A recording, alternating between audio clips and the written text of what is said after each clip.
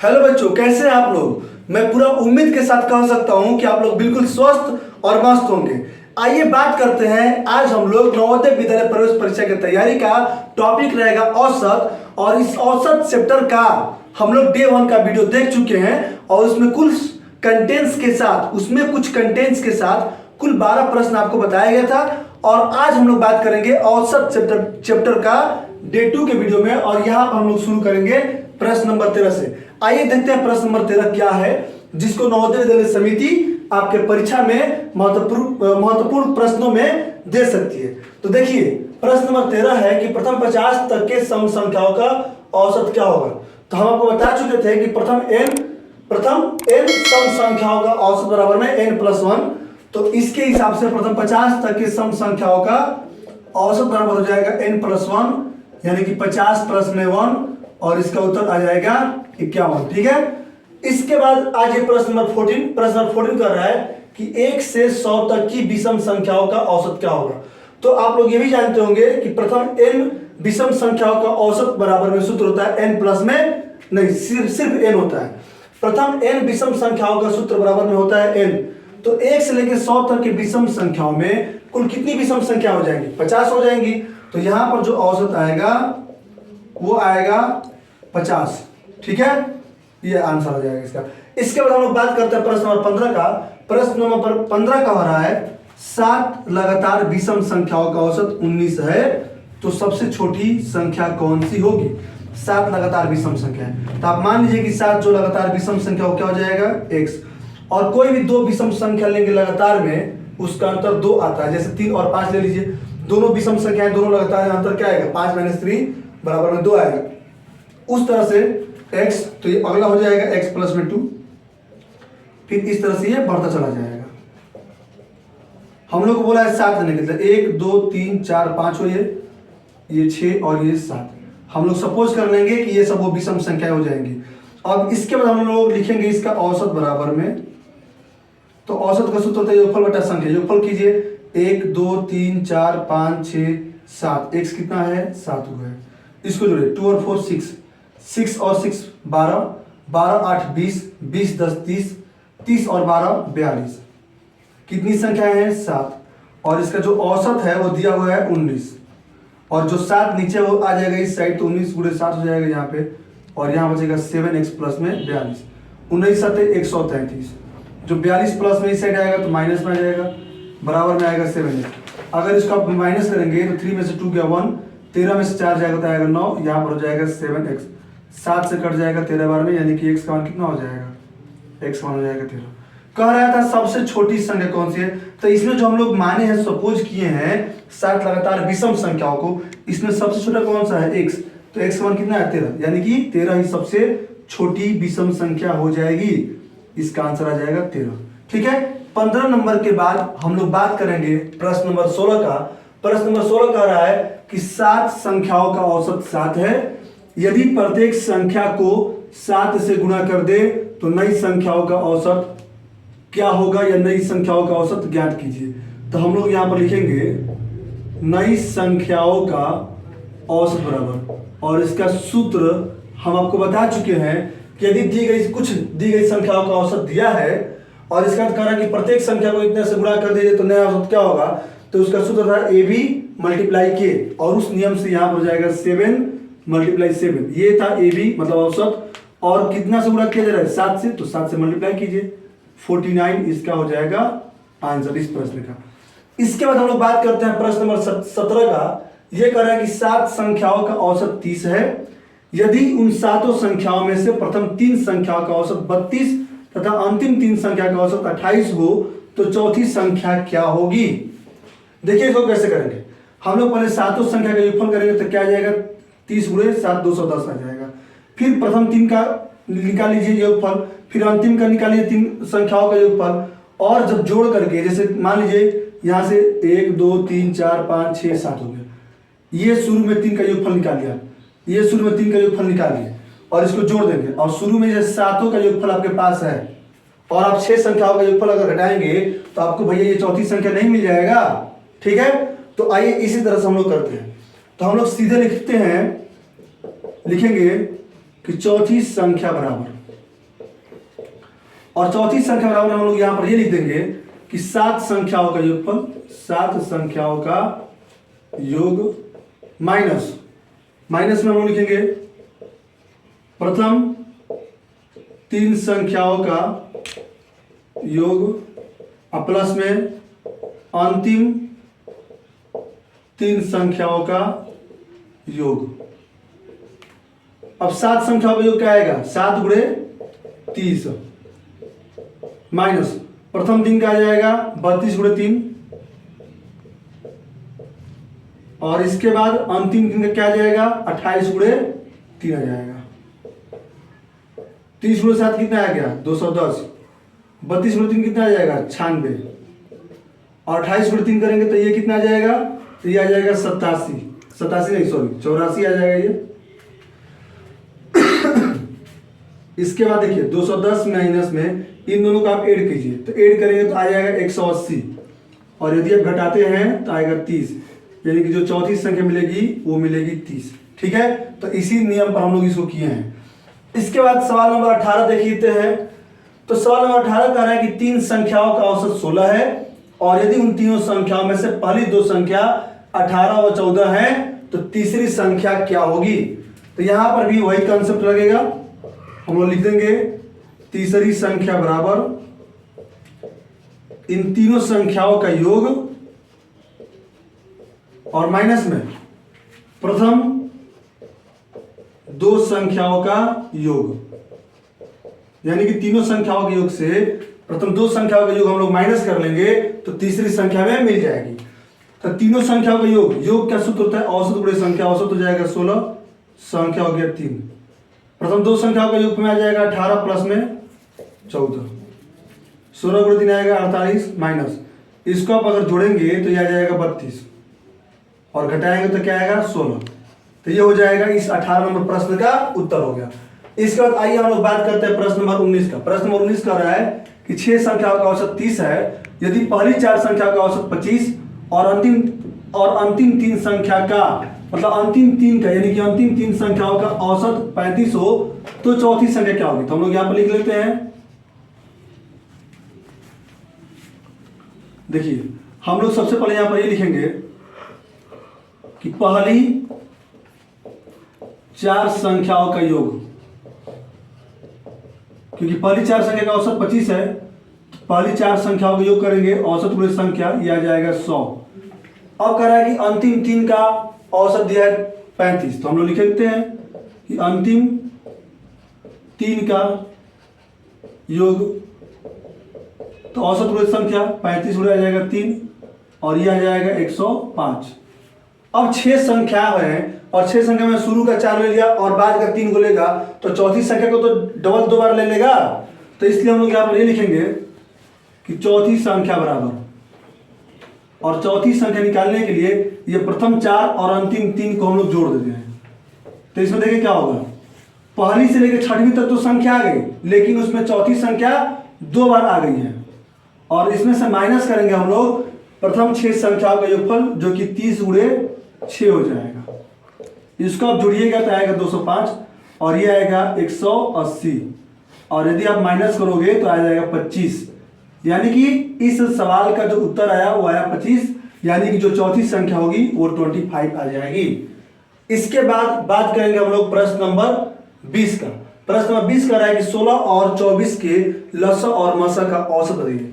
तो 16 और 24 का एक बार हम लोग निकालेंगे एलसीएम, एक बार निकालेंगे एचसीएफ, फिर उसका औसत निकाल देंगे, एवरेज निकाल देंगे, सवाल फिनिश। देखिए 16 और 24 का हम लोग निकालते हैं।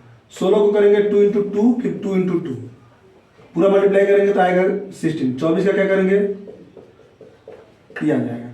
इसके बाद एलसीएम कितना आएगा, तो एलसीएम के लिए 2 लिखना पड़ेगा 4 बार और एक बार हम लोग लिखेंगे 3 और ये आ जाएगा कितना 48। और एचसीएफ के लिए क्या आ जाएगा, एचसीएफ के लिए 2 रहेगा 3 बार, जो कॉमन रहता है सिर्फ वही, ये हम लोग निकाल दिए। अब एलसीएम एचसीएफ का औसत कर रहा है तो हम लोग निकाल लेते हैं औसत।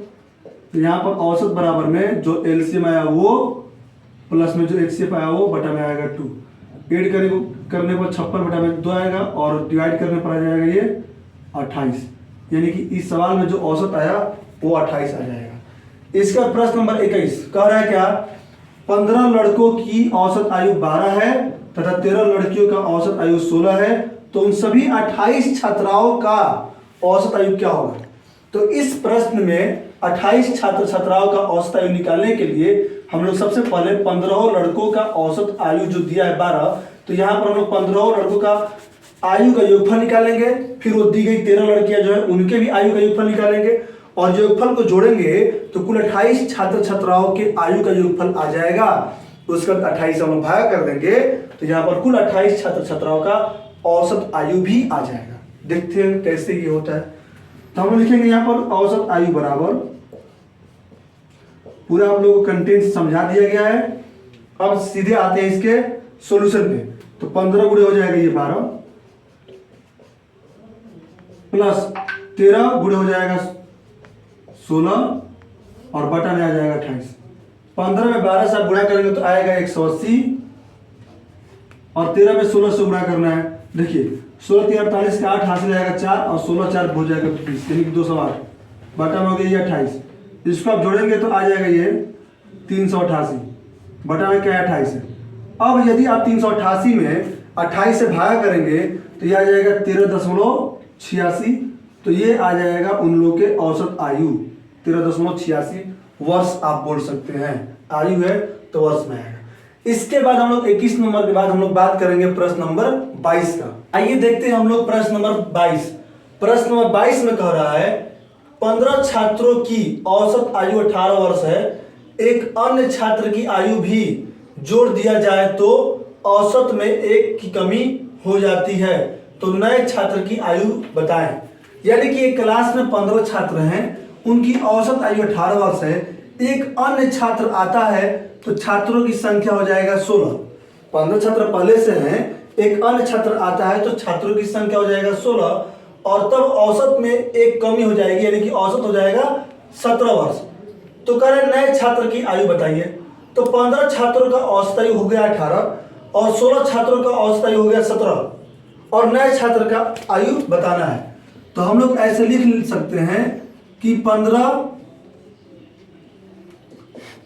छात्र की औसत आयु कितना हो जाएगा 18 वर्ष। नीचे हम लिख लेंगे एक अन्य छात्र को जोड़ करके 17, तो 17 छात्र की औसत आयु ये कितना हो जाएगा? तो कह रहा है कि एक औसत में कमी हो जाता है तो हो जाएगा 17 वर्ष और कह रहा है कि नए छात्र की आयु बताइए। तो हम लिखेंगे नए छात्र की आयु बराबर, तो अगर हम लोग 17 में 16 का गुणा करेंगे तो क्या आएगा? 16 छात्रों के आयु का योगफल आ जाएगा और इसके बाद अगर हम लोग 15 में गुणा करते 18 का तो ये क्या आ जाएगा? 15 छात्रों का आयु का योगफल आ जाएगा और अगर हम लोग माइनस करते हैं तो क्या आएगा? नए छात्र जो एक अन्य छात्र आता है उस नए छात्र का आयु आ जाएगा। 16 में आप 17 से गुणा करेंगे तो कितना आएगा? 17 छक्का 102 का 2 हासिल आएगा 2 ये 10 हो जाएगा। 17 गुणे 17 और 10 27 हो जाएगा ये। और ये 15 गुणे 28 करेंगे तो 18 गुणे 10 होता है 180 और 18 5 40 यानी कि हो जाएगा 220। देखिए 18 5 40 का 18 5 90, 90 का जीरो यहाँ से आएगा 9, 18 9 27, ये 270 हो जाएगा और आप माइनस करेंगे तो आ जाएगा 2 वर्ष। यानी कि जो नया छात्र आता है उस नए छात्र का जो आयु आएगा वो हो जाएगा 2 वर्ष। आइए इसके बाद हम लोग बात करते हैं प्रश्न नंबर 23 का।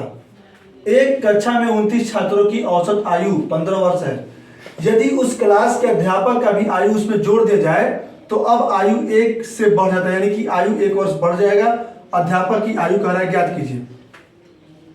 29 छात्रों का औसत आयु दिया हुआ है 15 वर्ष, अध्यापक को जोड़ देंगे तो ये हो जाएगा 30।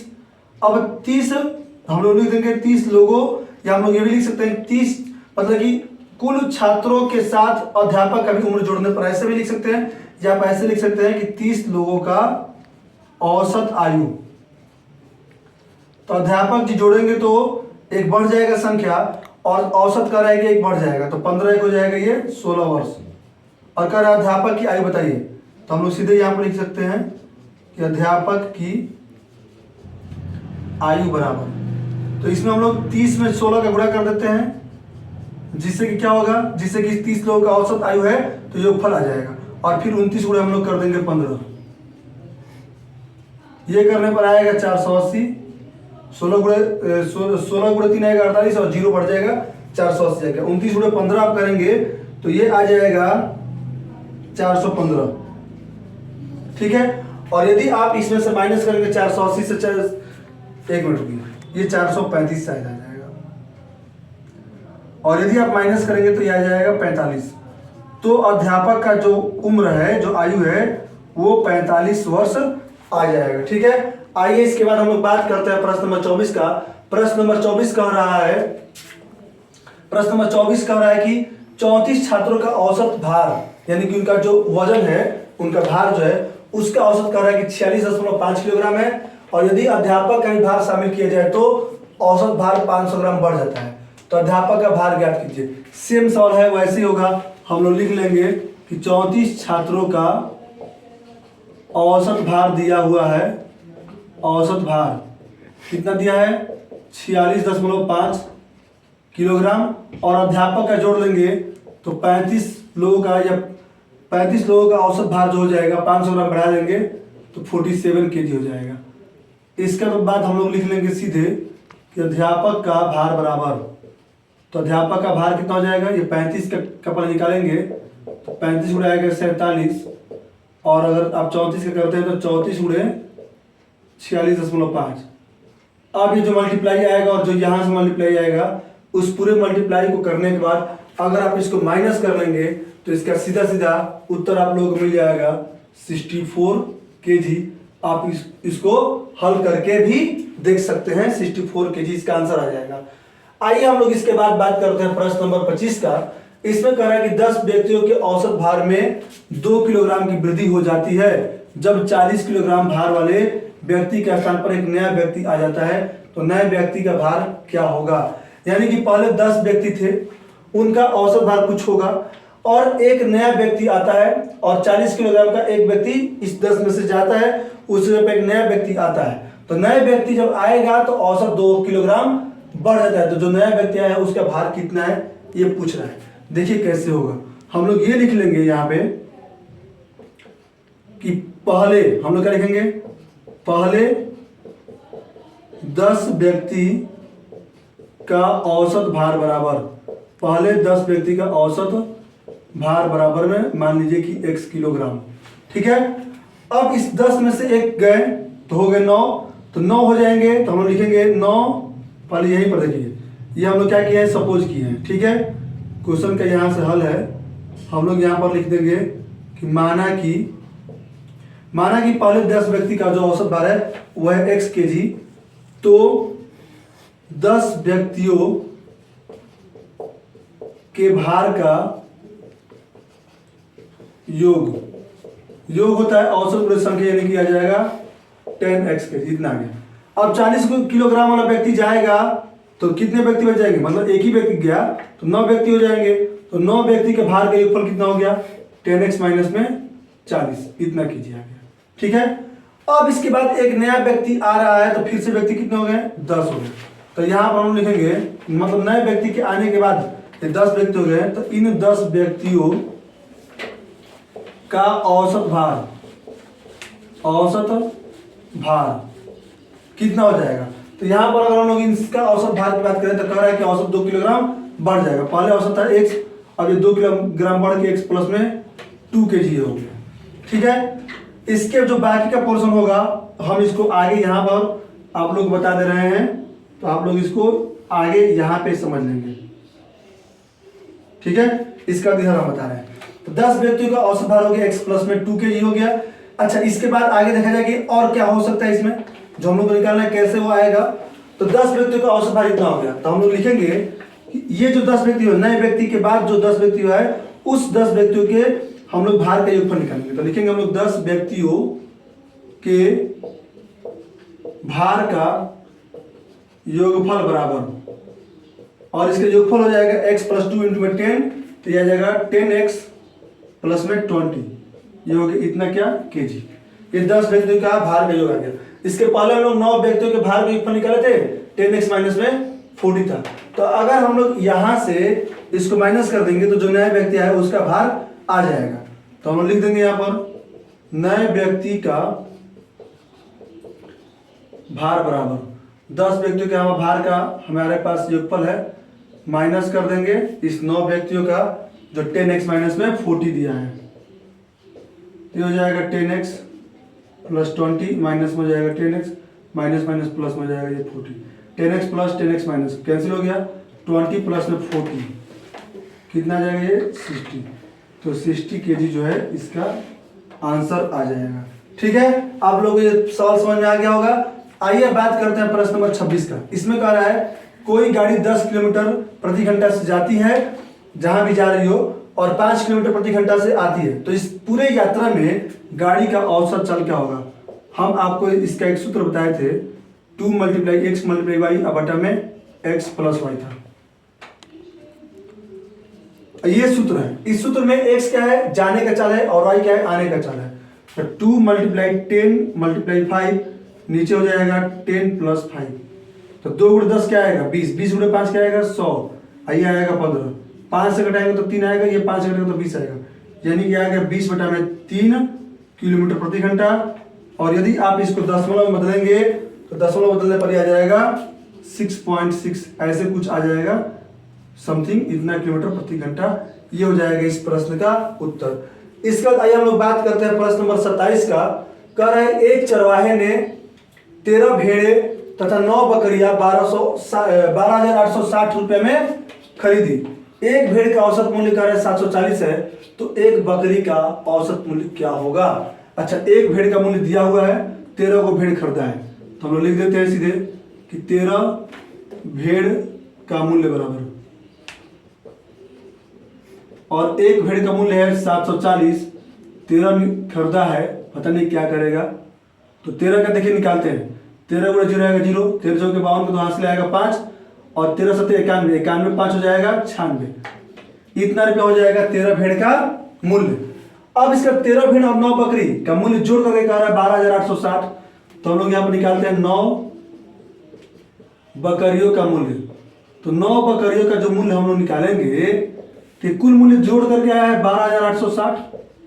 तो इसमें से 13 को जो भेड़ है इसका मूल्य माइनस कर दीजिए, तो क्या कितना आएगा, ये देखिए 3,240 रुपये आ जाएगा 9 बकरियों का मूल्य। ठीक, इसका बाद कह रहा है एक बकरी का मूल्य बताइए, तो एक बकरी का मूल्य बराबर, अब इसमें 9 से भागा कर दीजिए ताकि एक बकरी का मूल्य आ जाए। तो 3 बार जाएगा तो 9 से जाएगा 3 बार तो आएगा 27, और 32 में 27 घटाएंगे तो आएगा 5, 5 पे उतरेगा ये 4, तो 9 छक्के हो जाएगा 54 और ये 0, यानी कि एक बकरी का जो मूल्य आएगा वो आएगा 360 रुपये। और अभी हम लोग बात कर रहे हैं औसत चैप्टर का डे 2 का ये वीडियो, और इसमें ये जो सवाल है 28 नंबर, ये आखिरी क्वेश्चन होगा। इसके बाद हम लोग नए वीडियो में नया एजुकेशन और नए टॉपिक के साथ हम लोग आएंगे। बात होगी नवोदय विद्यालय की तैयारी का, लेकिन वहां पे टॉपिक नया होगा और बहुत ही मजेदार और इंटरेस्टिंग टॉपिक होने वाला है। लेकिन उससे पहले इस प्रश्न को पढ़ करके इसको खत्म कीजिए, तब वो इंटरेस्टिंग टॉपिक आएगा। ताइए अभी हम लोग बात करते हैं इसका। उससे पहले ये क्वेश्चन इसमें का था, आप लोग इसको उतार लीजिए या स्क्रीनशॉट मार लीजिए या वीडियो को पॉज करके इसको समझ लीजिए अगर नहीं समझा तो, क्योंकि अभी हम इसको मिटाने वाले हैं, उसके बाद क्वेश्चन नंबर 28 होगा। ठीक है, आइए तो इसको इरेज कर दिया जाए।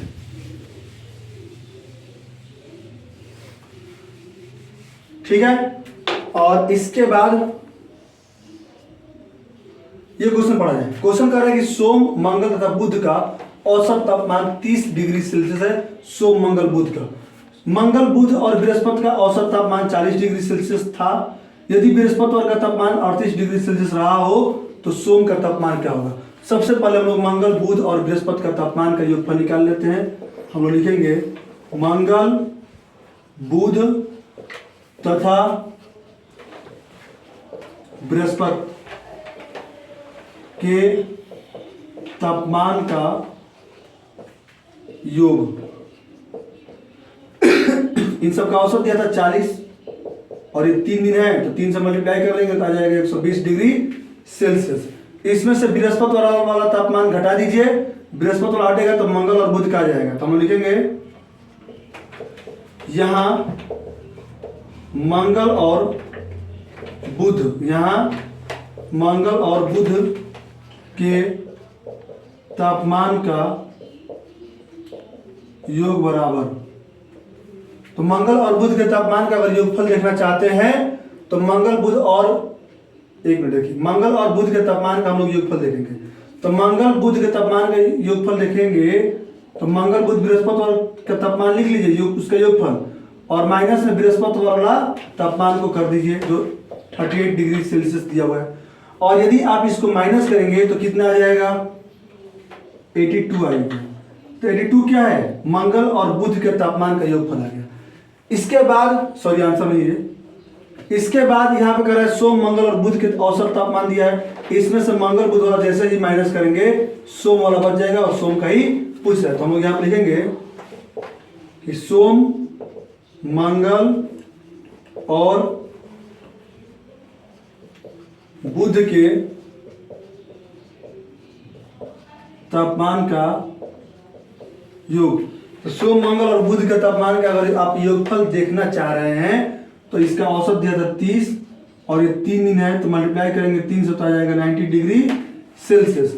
और इसमें से मंगल बुध वाला जो आया 82 माइनस कर लीजिए ताकि सोम का तापमान मिल जाए। तो सोम का तापमान बराबर में तीनों दिन का आया है जोड़ करके 90 और मंगल बुध का आया है 82, माइनस कर लीजिए, ये आ जाएगा 8 डिग्री सेल्सियस और ये हो जाएगा इस प्रश्न का उत्तर। ठीक है, तो आज के लिए बस इतना ही, बस थैंक यू। और आगे हम लोग मिलते हैं अगले टॉपिक में एक नया और एक मजेदार टॉपिक के साथ। बस थैंक यू।